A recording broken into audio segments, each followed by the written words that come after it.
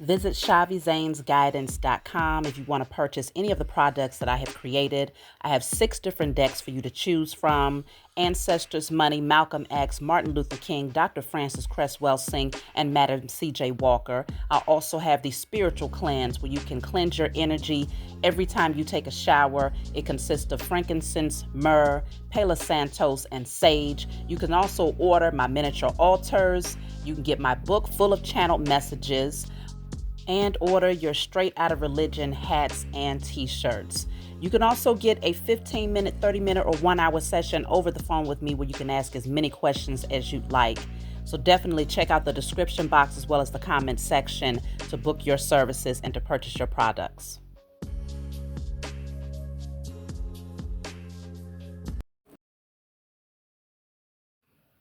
Hey, what's going on, everybody? Thank you all for joining me at this time. My name is Shavi Zane, and I'm coming on to bring a message for the chosen. If you find this resonates with you in any way, please be sure to like, subscribe, leave a comment below. Let us know how it resonates with your circumstance.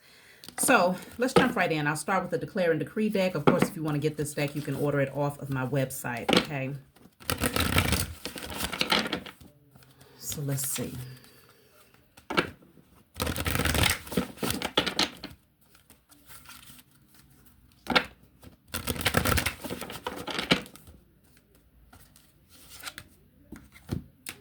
Okay, so you're definitely going to have to screenshot this one to write it down, okay? It's a mouthful, and we recently had this a few readings ago.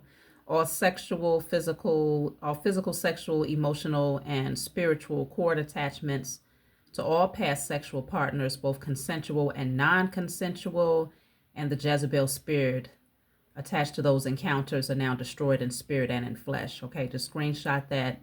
Write that down and burn it. So this is you reclaiming your sexual energy, your creative energy, and clearing out any cord attachments that you might have created through sexual connections in your past, okay?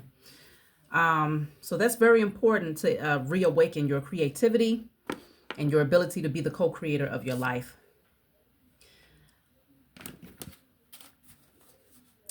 My spiritual team had to give me a pep talk recently, y'all, because I had an interesting experience where I did something for another chosen seed. Of course, it was from the kindness of my heart, you know. And I don't know, was met with rejection. And my feelings were hurt initially, but my spiritual team was like, wait, observe this a little bit more closely, because one thing about going through this awakening is that during certain phases of your awakening process, when your spiritual eyes are opening and you're looking around like, damn, I can't trust nobody. Like, everybody that does something for me has a vested interest. Everybody has a motive. When you start to look around and you realize just how many people never really had your greatest intention at heart, and you recognize that you was always giving, whether it was emotionally or giving of your time or giving of, your energy, your sexual energy, your finances, whatever it was.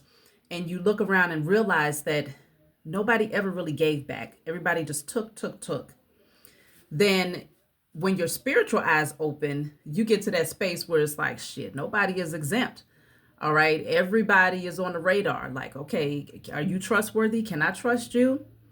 And so that's a phase that you go through during your awakening, where you will reject a lot of people. And unfortunately, every once in a while, you'll misinterpret the good intentions that comes from a genuine heart.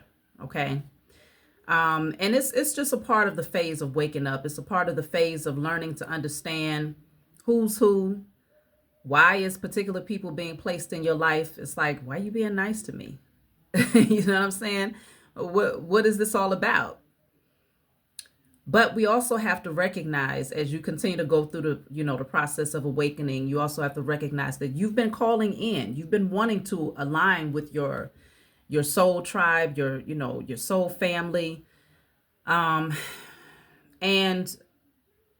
calling in those people who will support you, those people who will walk beside you, those people who will value you and see your true essence. When you call them in, they come. You see what I'm saying? But it's just a matter of, are you ready? Can you really see that that particular person is not like the rest? And so that's the next phase of the awakening process, is learning when to welcome in people into your life and when to close the door. When you go into hermit mode, it can become very cozy there. And you may have only certain people that you've allowed to enter into your space every so often. So when there's someone foreign that comes through, it's expected that you'll likely reject them and side eye them and, be like, I don't know what you trying to be nice to me for. It does come with the territory. So my spiritual team had to remind me, like, I went through that phase too. So I recognize, don't take it personally. Just let people grow. And if it's meant for them to see your heart and your kind gestures, then they'll see it. And if it's meant for them to acknowledge it, they will do that. But also consider, don't change. I just heard that song, Just As Long As Your Love Don't Change, by Music Soul Child. Just don't change. Be who you are naturally. If it's laid on your heart to do something for someone else, do it without expectation. You see what I'm saying? That's how you know it's coming from a genuine space. And it doesn't take away from the fact that sometimes when you do particular things, it does hurt to not have it received with kindness or with gratitude. It can sting. It can trigger certain things, especially if you've always been the giver as the chosen seed and it's never really been met with gratitude. Okay. So it can trigger certain things, but it just reminds you, dig a little deeper. Is it that person's rejection that's really stinging, or is it them triggering the many times that you was already rejected before they did it? That's really what's hurting you. You see what I'm saying? So we're constantly evolving, ever evolving beings, constantly diving deeper to discover this and discover that. And there's residual energy here and there. And so it was just another lesson for me. But my love won't change. Just as long as your love don't change. It won't change. The survivor. That's you. You see what I'm saying? And it goes perfectly with what I'm talking about. So this says, things might not work out as planned, at least in the short term. Remember all you have endured and how resilient you have proven to be. Okay? You are a survivor. Many of you, the things that y'all have been through, goodness gracious. In some cases, people wouldn't even believe it. They'd be like, what? Are you making this up? Is this a movie? Yeah, it's like that. In the lives of the chosen seed, it's just like a movie. Okay, you could just box it up, put it on the damn film, and hey, just like that. So you're a survivor. And I feel like many of you are getting back to your roots. You're learning how to navigate these different things because you're getting back to your organic state, your organic nature. You're remembering the ways of your ancestors in terms of how they survived and how they was able to overcome particular things. And this is what allowed you to get through a lot of your circumstances. Sometimes you had to get down to the bare minimum, the basics of life, those things that most people take for granted. You didn't take it for granted because it was soothing to you, it was healing to you. It provided peace and rest for you. Okay, it restored you. An example of those things would be just going out and just sitting in the wind. Deep breathing, sun gazing, moon gazing, planting your feet in the grass, getting into a body of water.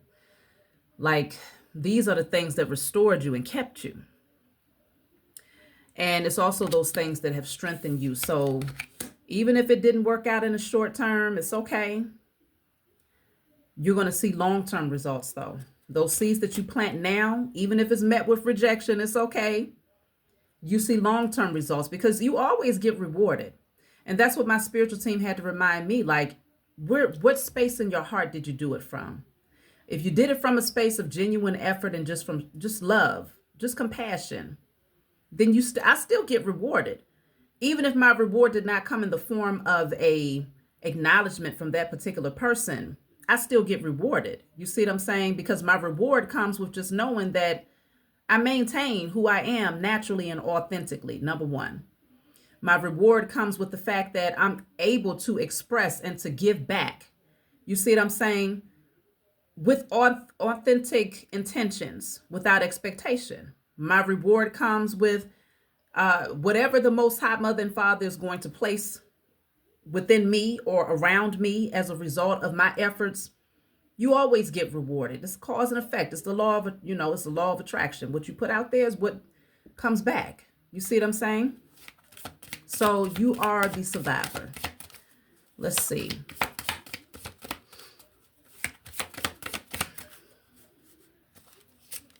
So this says the critic.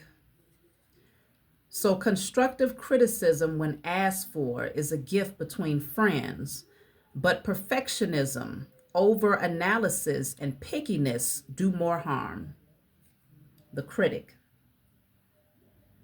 So it could also be that sometimes people can be they can overanalyze situations. You know what I'm saying? You can overanalyze people's intentions. And it's largely because you're analyzing it based on something that you experienced before. You're analyzing it based on some sort of belief system or some sort of fear or just some sort of projection. And so it's like sometimes you can expect things to be packaged perfectly. And because it's not packaged perfectly, then it's like you start to pick at the imperfections rather than seeing that 95% of the way that it's packaged, it is perfect. But that little tiny, that little tiny thing, that scratch, that bruise, that scar, oh, that stands out. It gets highlighted by the person who is more pessimistic about life or has negative thinking in that season. It could be a season, it could be a day, it could be a week. Maybe if you did something kind for a person, you could have caught them in a season where trust nobody, no new friends. They could literally be in that season of trying to, sift through to see who has good intentions, who doesn't. You see what I'm saying? And you could have walked into that time where they was being overly critical or over analyzing. Okay. I always talk about the paralysis of analysis. It'll have somebody stuck right there and fixed on the smallest of infractions. You see what I'm saying? Rather than seeing the bigger picture. So these types of things have to be, they have to be considered. The yogini, we are all one, each an inseparable part of the unseen infinite energies that surround, sustain, and empower us and all there is. So this is speaking on the yogini, okay?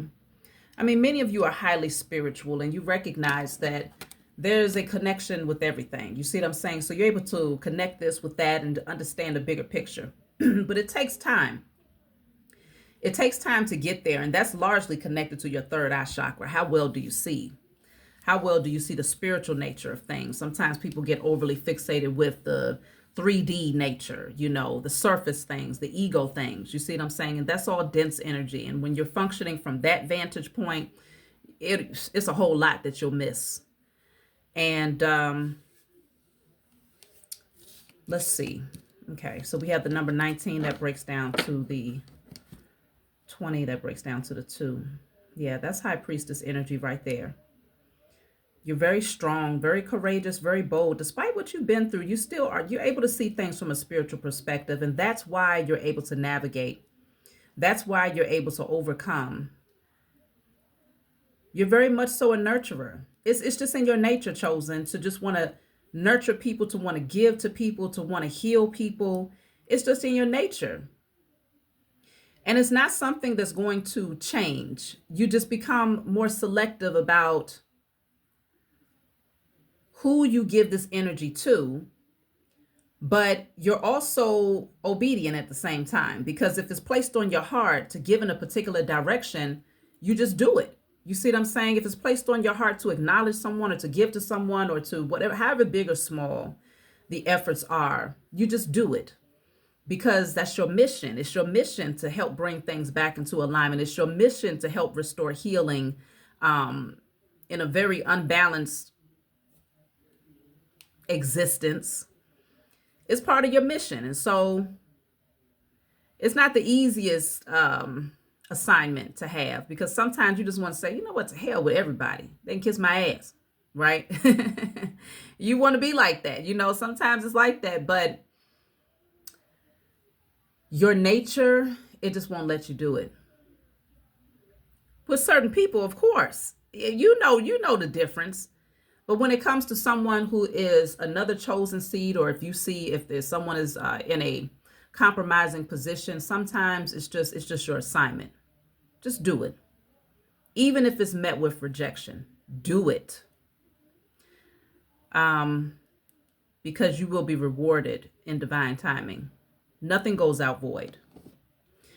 So let's see. I'm going to pull from a different deck.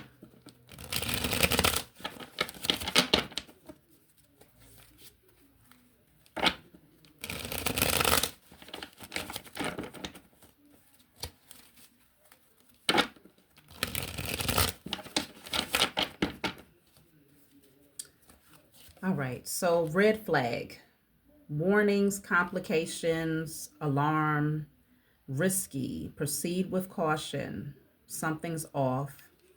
So we'll clarify that. Let's see, what is this? Number 22 breaks down to the 4. Warnings.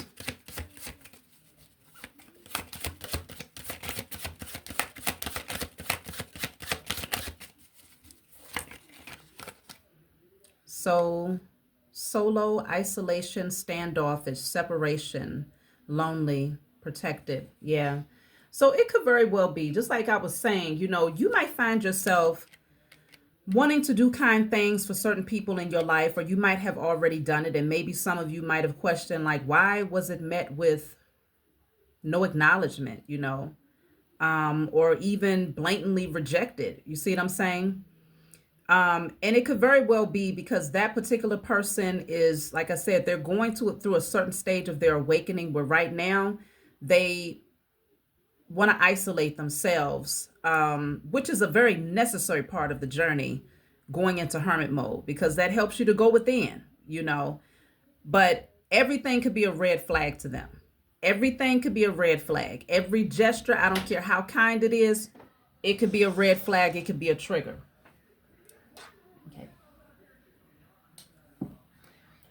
Okay, love you too, baby. That's my youngest daughter. She gives me kisses and hugs like 10 times, probably 20 times a day. She'll just come up, hug me, give me a kiss. Mommy, I love you.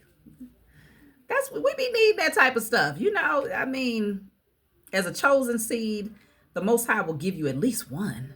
I mean, all of my babies love me, but she's my youngest, Either way, it could very well be that your gestures was met with rejection by someone who was currently in a certain season of their life where they are feeling estranged, they're standoffish, they're protecting their energy, and everything is a red flag. Everything, regardless of how kind the gesture, it triggers something. It reminds them of something. It makes them think that you want something.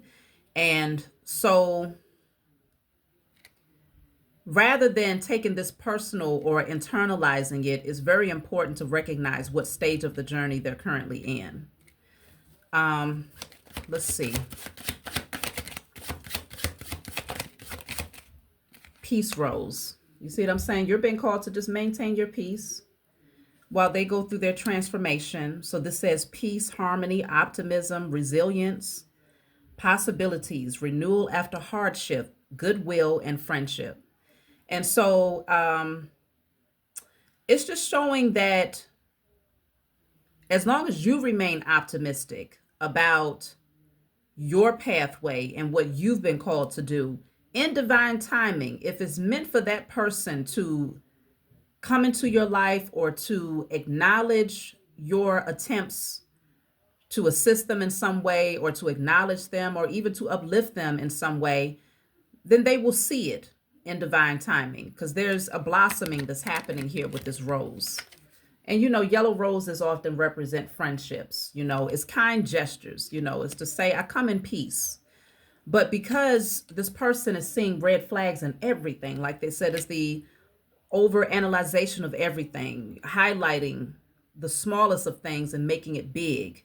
It's because they're still, their spiritual eyes are still coming into focus.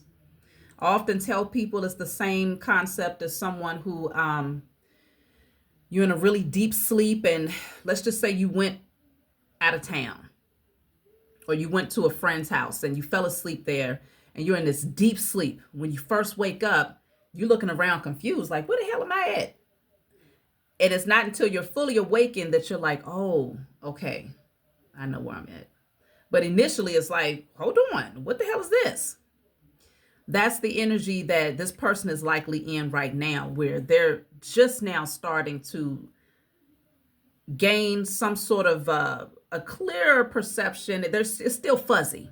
Let's just put it that way. It's still fuzzy to the point where everything looks scary. It also reminds me of a scene. Was that Snow White?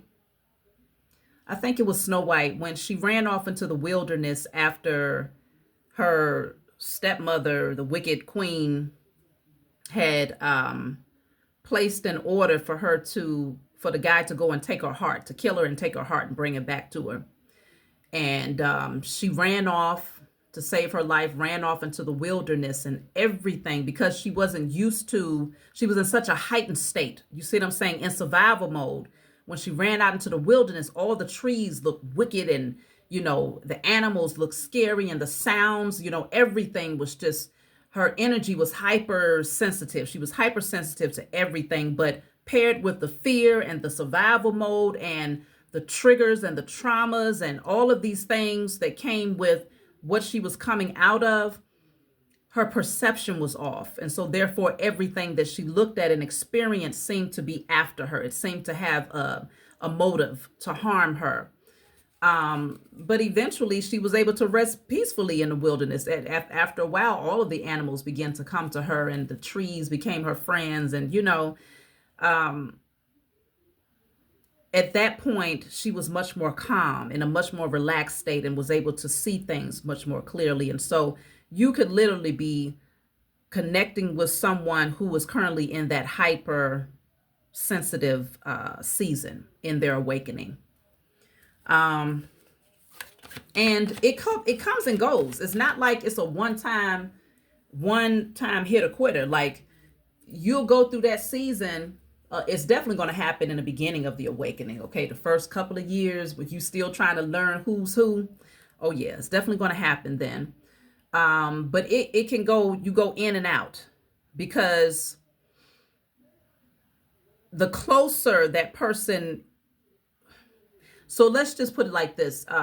Friendships, for instance, there's a certain level of distance that you can maintain with those people. So you're going to be very, very selective about new friends. For a long time, you're going to be like, no new friends, right? But eventually you'll start to open up, but you're still going to be checking them out. Like, do you got the right intentions? Are you one of them? Are you an op? That's just part of the deprogramming, relearning, adjusting, and learning who's who. Are you one of the sleeper or sheeple? What side of the fence you on? Whose team are you on? You part of the powers that were? All of that comes with the territory. But over time, as you continue to open up your eyes and you get adjusted to seeing things from a spiritual perspective, it'll become that much easier to discern who has good intentions and who don't. But it can take a while to get there. And it's largely because a lot of times you'll question, you might go back and say, well, damn, my radar was way off. Like, how the hell did I choose that person for a partner? Why didn't I see the red flags with that so-called friend? How come I didn't know that person had ill intentions? And it's like, not only do you have to learn to navigate and to adjust your perception now that you're seeing through your spiritual eyes, but you're also learning to trust your own ability to make sound judgment calls again. You see what I'm saying? You're learning how to trust that all over again. And so it feels like that's the phase that this person is going through. Now, this could very well be your energy. Take it how it resonates, where it resonates, if it resonates, because it may not resonate.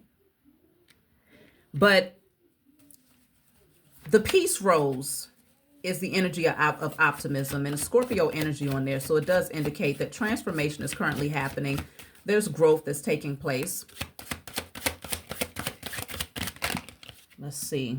Yeah, see the cracked egg. So this says false start, poor timing, failure to launch, premature. Oops, doesn't take off, backfire. You see what I'm saying? Somebody's energy is way too fragile right now. It's way too fragile. And that's why this says premature, okay? It's too premature. Sometimes people, they're just not ready. That's it, that's all. It has nothing to do with you. It's not personal. Don't take this personal, okay? It's not personal. It's just that that individual is way too fragile to be receptive to your energy. The number 2 is standing out a lot in this message. So if you've been seeing 222, this is definitely your message. But yeah, it could very well be that it's just poor timing. It's premature. And so because they're so fragile, again, they're hypersensitive. They're trying to protect themselves. They're trying to, the shell of protection around them, and from their perspective, is very thin. They may not even recognize their own strength. They may not even come into the realization of just how powerful they really are in the spiritual realm, how protected they really are by the Most High Mother and Father and their spiritual team. They may not be fully secure in that. You see what I'm saying? Their faith could still be somewhat wavering here. And so because they feel as fragile as an egg, they are going to protect themselves like at all costs. Like I said, everything is a red flag. Everything will be a red flag. Doesn't matter what it is. Doesn't matter who it is. And so it's just bad timing, poor timing. Let's see.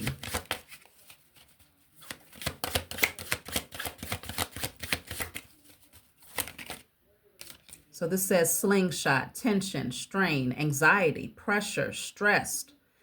You see what I'm saying? I mean, the message is just flowing. It's very clear. This person could just be going through a lot of tension. It's a very stressful season. And they're just trying to do their best to manage what's going on internally and what's happening in their immediate environment. And so to try and navigate new energies that's coming in, even when you're coming in with peace, you know, it's like, I bring peace. I'm coming in with peace. I'm waving the flag of peace. This is not a war. I'm not waging war. Not coming in to harm you. I don't want nothing from you. I'm just coming in to just bring an offering because I see that you may benefit from it. You see what I'm saying? It could very, very well be that there's just some pressure, some stress. And I mean, I'm even looking at this with the slingshot. It's like, they like, don't bring your ass over here. Don't bring your ass over here. I will definitely, you will feel whatever the slingshot, would you put a rock in a slingshot? You're going to feel these rocks up your ass. You know, it's that type of energy. And I feel like what you're triggering is, because typically, you know, we got the Scorpio energy here. So we're talking about death and rebirth. Even with the egg, it's placing me in the mind of a fragile newborn baby in an adult body, of course. But it's like, it's something about that inner child that's like, no, you're not safe. Yes, I'm finally free. Yes, I've gone through a transformation. I'm getting a fresh start. I'm seeing things from a new perspective. You know, I'm healing and things like that. It's like a timid child that's like, no, don't come over here. I'll shoot you with my slingshot. You know. So again, don't take it personally. We've all been in survival mode. We are all survivors. And some people just end up becoming overly critical and they expect things to be packaged a particular way. And if it's not packaged in a particular way, then they don't want to receive it. The only thing about that is you have to be very careful to not miss out on those things that you've been asking the Most High Mother and Father for. You see what I'm saying? Because it can come from directions that you don't expect, right? But you're not supposed to put expectations on what you are calling in. You should expect that there are infinite possibilities on how this thing will unfold for you. You should expect that there are infinite doors that will open. You don't know who's going to be standing on the other side of that door. And just because they don't look like, they don't sound like, they don't walk like, or project a particular whatever, you don't want to miss out on opportunities that could be of great benefit to you because you're hypersensitive and not trusting anybody. Especially when you're in the process of, and I'm very careful with my terms now. I've been talking to a friend of mine. I've had Amias on the podcast before, and he made mention about the word manifestation.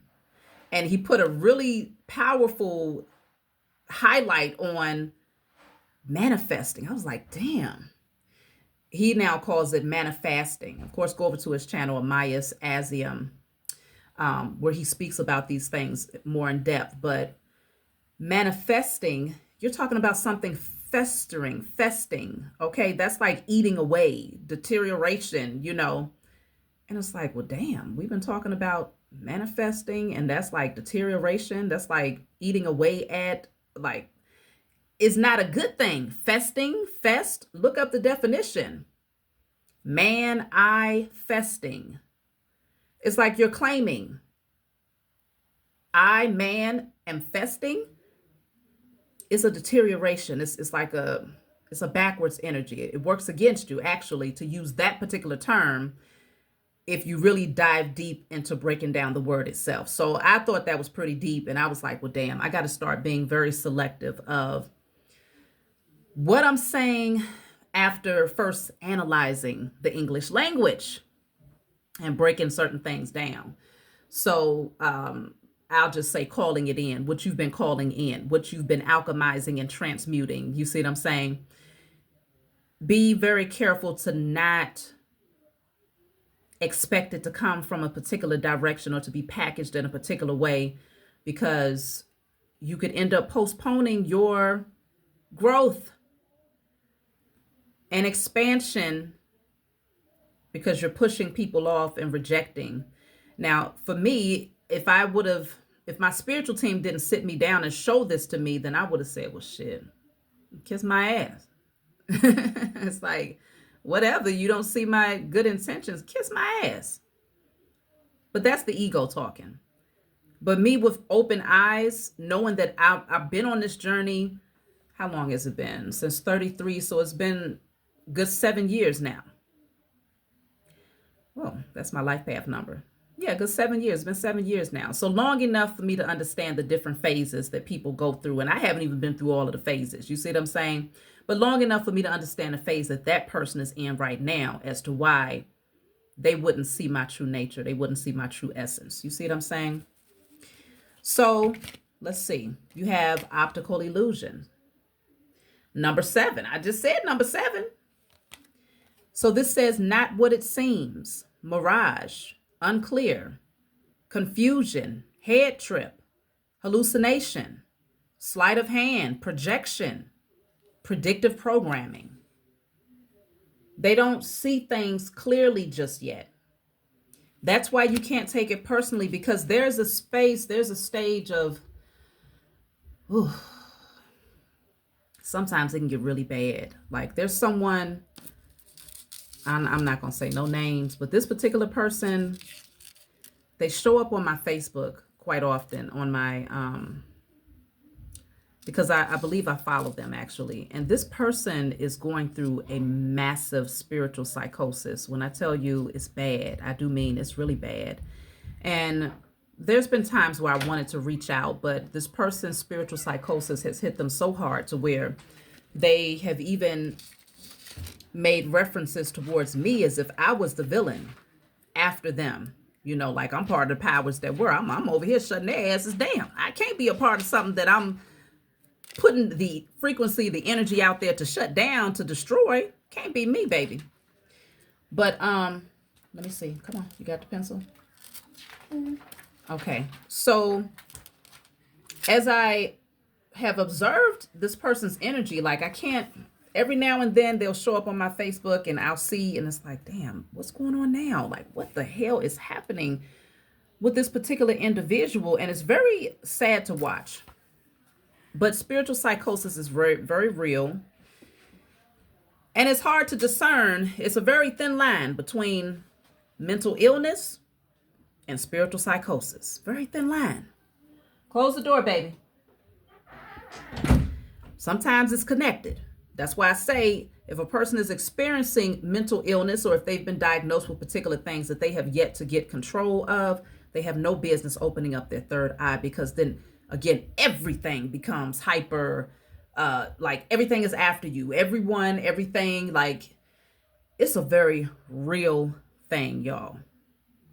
And so people will go on, they'll have head trips, like hallucinations, confusion, very unclear about what they're seeing and not able to discern it from a logical perspective. And this is where it is so important on a spiritual journey to, yes, right brain energy, imagination, creativity, spirituality, all of these things, very, very important. But do not neglect left brain. Logic, okay? Seeing things from a practical perspective. Masculine energy, balance is so necessary. As much as you want to be way out there, don't forget to ground and come back, get back centered and come back here. Don't forget that you are a spirit having a human experience. And the human experience is very, very important to also nurture that, so that you don't get so lost in the clouds to where you can't come back from that shit. So on this side, as a spiritual advisor, I have seen quite a few cases of spiritual psychosis. And it's a very real thing. Staying grounded is so necessary. Even if staying grounded means shutting off some of the spiritual content, shutting to, like, okay, I'm not going to study that today. I'm not going to watch this video today. I'm not going to do any of that today. I'm going to simply go outside and get grounded. Or coming back to the human nature, I'm going to focus on my body. I'm going to do my hair and my makeup and get my nails done. I'm going to dance. I'm a twerk. I'm going to flirt. I'm going to play with my children. I'm going to watch a movie. You know what I'm saying? Like, you got to come back to that space of remembering that you are still a spirit having a human experience, even if you don't identify as human per se, right? Because some people's like, I ain't no damn human. And I get that, because it's like, shit, half the time you don't feel like you belong here anyway, but you're still having the human experience. You still have a physical avatar. And so you don't want to get so far removed from the human experience to where you can't come back from it and nothing. You're not able to relate to anything or anyone. You see what I'm saying? Balance is very, very, very, very necessary. Let's see. Blueprint, careful planning, visionary, firm foundation, starting point, thoughts become things. Okay? This is the roadmap right here. Remember, everything that you think goes out into the Akashic records, and eventually it's going to find someone somewhere that will give it life, that will breathe life into it. In other words, that thought that you put out there into the ethers or into the Akashic records is eventually going to manifest itself in a 3D experience. And so this is where we have to remember, we are gods, goddesses, we are creators. You see what I'm saying? And even those who don't have the right to identify with that term God or goddess, they are still creating something. Even if it's low vibrational energy, they are still a part of the creative process, because their thoughts are also a part of the blueprint. You see what I'm saying? And that's why as a chosen seed, we always feel compelled to want to help people, to want to shift people's perspective, to want to help them to see beyond the illusions, because we understand that everything is interconnected. And what they're putting out into the ethers, even if they're karmic, is also playing some role in the overall blueprint that we experience as a collective consciousness. And so it's very important to remember that thoughts become things. And this is why staying grounded is so essential, so that you don't start putting the wrong thoughts out into the ethers. Because if you are constantly thinking, okay, there's gang stalking that's happening to me. Everywhere I move, they coming with me. Everywhere I go, they following me. Oh, they trying to get me. They trying to XYZ. If that's the main thing that's on your mind on a regular basis, you will find that your 3D experience will begin to prove you right. It will prove you right. And I'm not saying that these things don't exist. By no means am I saying that they don't exist, because the powers that were have an agenda. And one of their biggest agendas is to keep the chosen seed separated. Okay? Outside of preventing you from awakening as an individual, on an even larger scale, they don't want to see us come together. Not under one roof, more than one chosen seed under one roof. I mean, not just one but more than one conscious chosen seed under one roof. Oh, for them, that's a recipe for their destruction. And so you go through attacks, spiritual attacks quite often, when you are on your individual journey and it's just you by yourself. But when you're getting closer and closer to aligning with your tribe and literally getting to that space where you are interacting with other conscious beings, the attacks become that much greater. And so this is where it's very important to still acknowledge that, yes, there's opposition. Yes, there is an agenda. But don't let it become your reality in your mind. Let it remain the reality of this 3D experience, but don't let it become the reality in your world, your auric field. This right here is your world. You see what I'm saying? This is your experience. So you want to be very, very careful with your thoughts. And so when I see people going through spiritual psychosis and they're saying particular things and like they're hyper, like really just hyper in this fear, this paranoia, it's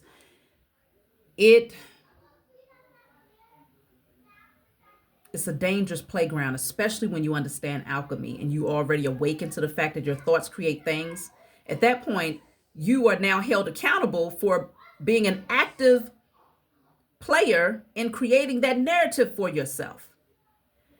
So this is where you have to start to shift. You got to start to shift your focus. In some cases, in many cases, you got to start reaching out to other conscious beings and saying, hey, show me what is it that I'm not seeing? Because this is what I'm experiencing, but maybe I could be off. Maybe I could be just hypersensitive. Maybe I'm going through a state of transformation that I don't understand. And that's where the ego must die. The ego must be set aside in order for people to humble down and to say, I need some guidance here. All right. So I have geese. So this says, on a quest, dependable, know where you're going, leaves no one behind. Okay? That's the objective. We don't want to leave any other chosen seed behind. We see them, we acknowledge them, and it's like, we want y'all, we want to head in the same direction. At least when it comes to the overall desire to see our human experience more balanced, to see justice play out, to see us be able to live an experience that's not codependent on a system, to be able to awaken from false narratives and societal influence that placed people into fear and survival mode and insecurities and, all of these different things that keeps the collective consciousness in this low vibrational state and gives them more reason to think, oh yeah, y'all need people to control you because you don't have any self-control. You don't know how to self-govern. As a chosen seed with genuine intentions, our mission is that we will all head in the right direction and that we leave no other chosen seed behind. As I always say, all hands on deck. Because everyone who is a chosen seed has a divine mission. It's going to look different for everybody. But collectively, we come together and we move in unison. The vibration is still the same. The assignment is different, but the vibration of that assignment is still the same. At least it should be. And when we start to notice particular patterns, it's something to take note of. I personally like to mind my business unless my spiritual team says to do otherwise. You see what I'm saying? But for me, I don't just insert myself into a person's experience and say, hey, I'm noticing this, so my spiritual team told me to tell you that. No. Just as the saying goes, when a student is ready, the teacher appears. Last time I checked, teachers are not going out looking for students. Students go and they seek the teacher. And it's an interchangeable cycle for the chosen seed specifically. This season, I might teach you. Next season, you may be called to teach me. There's a humbling effect. You see what I'm saying? But some people they just want to humble down. That ego is at the front door. It walks in before they do. So, dear John, sometimes you got to send a Dear John letter and be like, you know what? I'm just going to have to write you a letter. I'm sending you a 4-page letter. And I enclosed it with a kiss. Kiss my ass. You see what I'm saying? It says rejection, cold, hard truth, setting boundaries, breaking up. It's not you, it's me. The end, final chords, cutting chords. Something's not working. That's what it says. Sometimes you just have to move like that because it's like some people, they just won't receive it. They won't be receptive to it. They're going to reject you at all turns. They're going to tell you that you're the villain. You're the snake.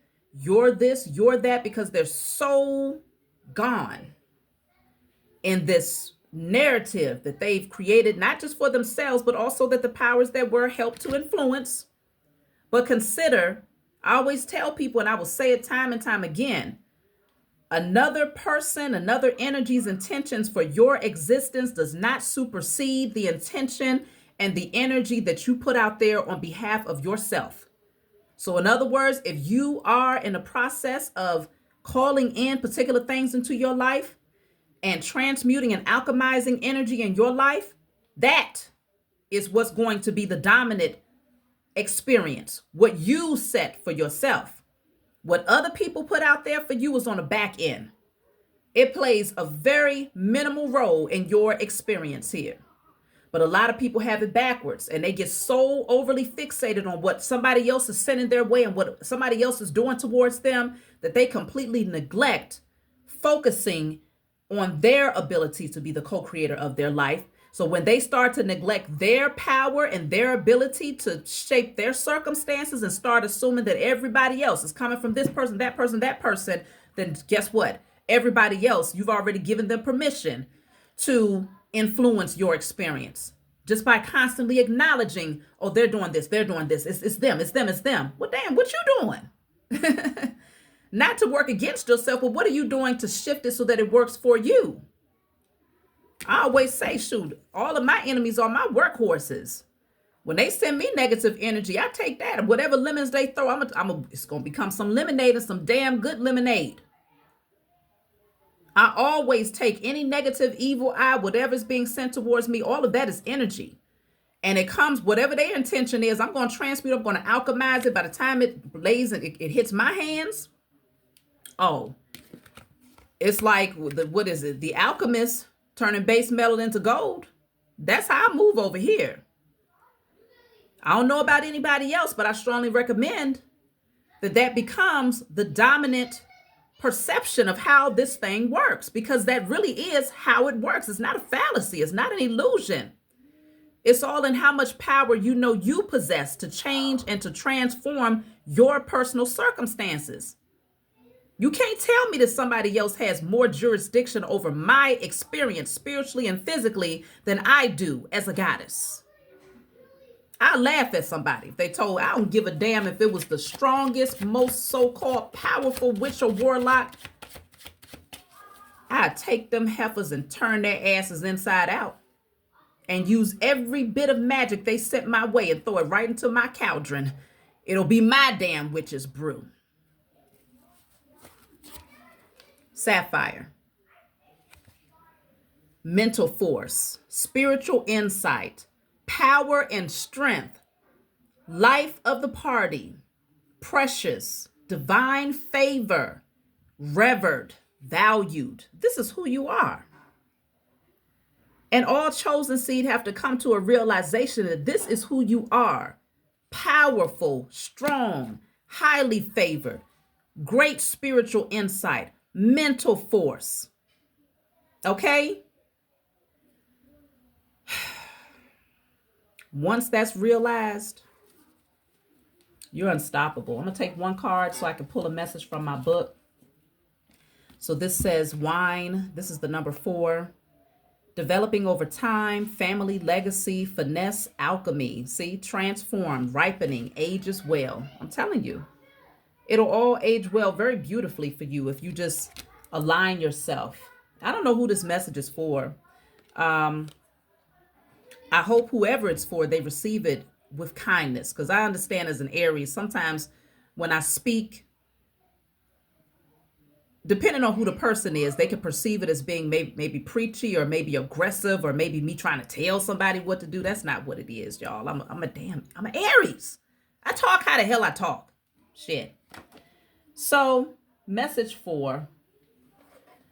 This is my book, Guided Light. It was created for those of you who just want to be able to have spiritual messages with you anywhere at any time, you know. But it's not meant to be read from front to back. It's meant for you to open it up, turn to whatever page you feel guided to turn to and read. In the back of the book, there's 56 random messages for you to choose from. If there's a specific number that stands out, such as the number 4 that I just pulled, then you will turn to message 4 and just read. So let's see. What does message 4 say today?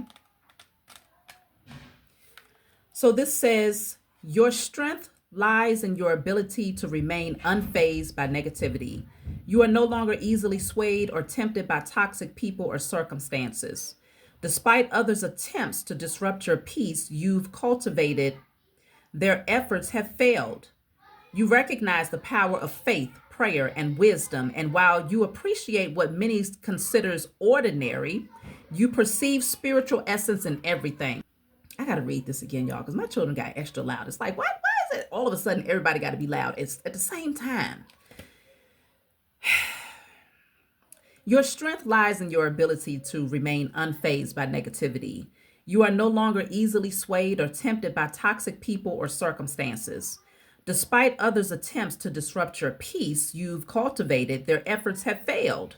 You recognize the power of faith, prayer, and wisdom, and while you appreciate what many consider ordinary, you perceive the spiritual essence in everything.